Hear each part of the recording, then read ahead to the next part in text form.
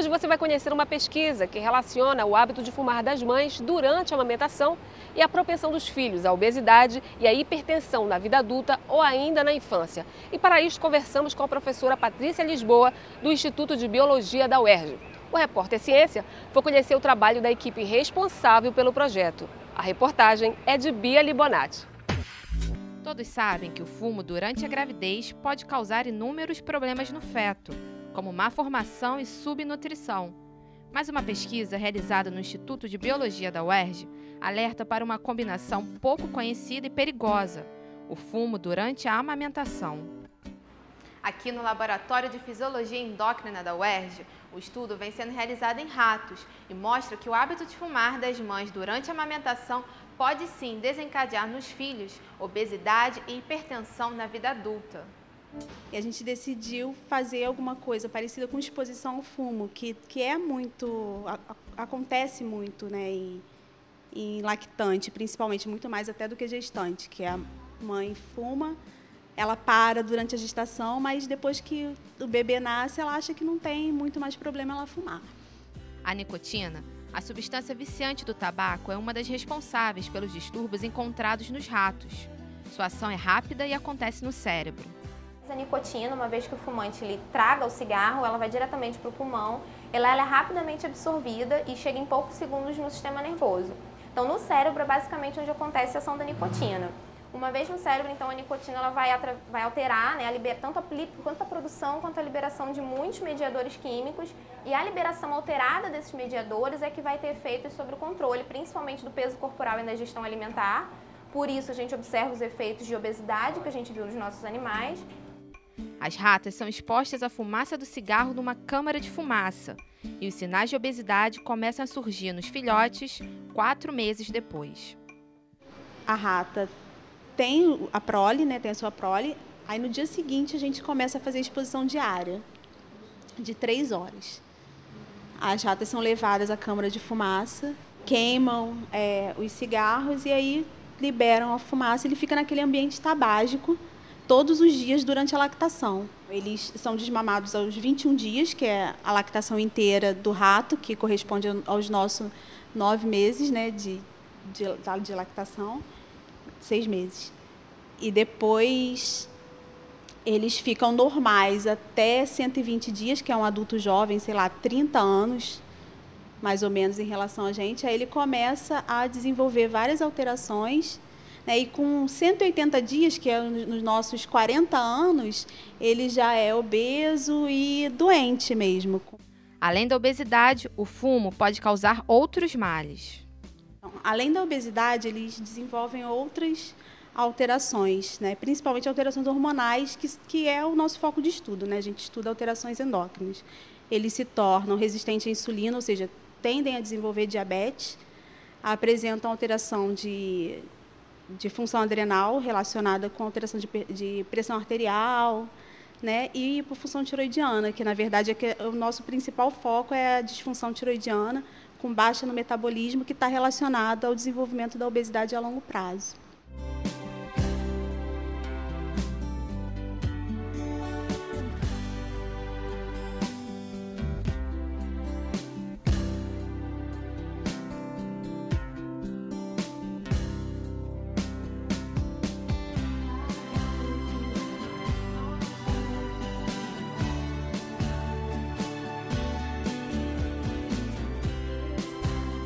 A gente já sabe que o fumo durante a gravidez faz mal à saúde do bebê. Como é que vocês chegaram a essa pesquisa que relaciona o fumo durante a amamentação e o mal para a saúde da criança ou do adulto? Na verdade, o chefe do nosso laboratório, o professor Egberto Moura, que é médico, ele implantou no final dos anos 90 a linha de pesquisa atual do nosso grupo, que é a de estudo da origem neonatal das doenças durante o desenvolvimento. Isso por quê? Porque a gente sabia até o momento que fatores nutricionais, por exemplo, a desnutrição, ou fatores hormonais, eram capazes de alterar a expressão de diversos genes e que essas alterações precoces na vida, em períodos que a gente chama de períodos críticos, como a lactação ou a gestação, a janela crítica do desenvolvimento, eles poderiam acarretar alterações futuras no desenvolvimento, por exemplo, de doenças. esse fenômeno biológico ele é chamado de programação e hoje em dia a tendência é que ele mude para plasticidade ontogenética ou durante o desenvolvimento. Bom, então há uns 7 anos atrás, mais ou menos, em 2005, a gente começou a se perguntar que outros fatores poderiam desencadear esse fenômeno de programação. E aí a gente pensou em estudar os fatores que são considerados disruptores endócrinos dentro desse cenário do nosso tema de pesquisa. E disruptores endócrinos são substâncias exógenas que a gente não produz no nosso organismo e que eles estão na natureza, mas simulando a ação de diversos hormônios. E, de fato, existiam vários estudos na literatura na época que mostravam a associação do fumo materno com a obesidade e doença cardiovascular em crianças e adolescentes, mostrando que, então, o tabagismo materno em períodos precoces da vida, como a gestação e lactação, seria um fator de risco para a prevalência dessas doenças no futuro desenvolvimento daqueles indivíduos, né, da progênie dessas mães. Então, a partir disso, nós desenhamos um modelo experimental em conjunto com pesquisadores do Laboratório de Neurofisiologia para que a gente tentasse isolar um fator do fumo, né, do tabaco, que pudesse ser o responsável por essas alterações que se viam nos trabalhos, eram descritos nos trabalhos da literatura, clínicos e epidemiológicos. Então a gente resolveu isolar a nicotina e a gente bolou então um modelo em que a gente fazia uma mãe lactante ser exposta exclusivamente à nicotina, esse foi o primeiro modelo, e a gente estudava as proles dessas mães, e num segundo modelo a gente expôs essas mães a um tabagismo, que a gente chama de tabagismo ambiental, porque elas estavam expostas à fumaça de cigarro, né? Fumaça essa que continha nicotina e todos os outros componentes do fumo. Como é que foi feito esse monitoramento com os ratos, né, depois que eles foram expostos à nicotina? Durante a exposição e depois da exposição, a gente checa periodicamente a ingestão alimentar e o peso corporal, até o dia que a gente determina que seja o sacrifício dos animais, que aí tem a coleta de vários tecidos, que a gente faz a investigação, né, do sangue para dosar hormônios, lipídios, mas então esse monitoramento ele é constante. Ele é durante a lactação do rato até uma idade aproximada de 6 meses, que é uma idade, se você comparar com um ser humano, de aproximadamente 40 a 50 anos de idade. Então, a gente acompanha o animal desde o período de exposição, que é a lactação, até a idade adulta. A mãe está amamentando e convive, o marido fuma. Isso pode acarretar também o mal à criança? Com certeza, porque essa é a poluição ambiental, o tabagismo ambiental. Aquele ambiente tabágico é um fator que pode causar a programação, para a obesidade, por exemplo. Qual o próximo passo da pesquisa? Na verdade, a gente está descrevendo os mecanismos básicos pelos quais o fumo materno precoce causa aqueles distúrbios futuros, obesidade, disfunções endócrinas.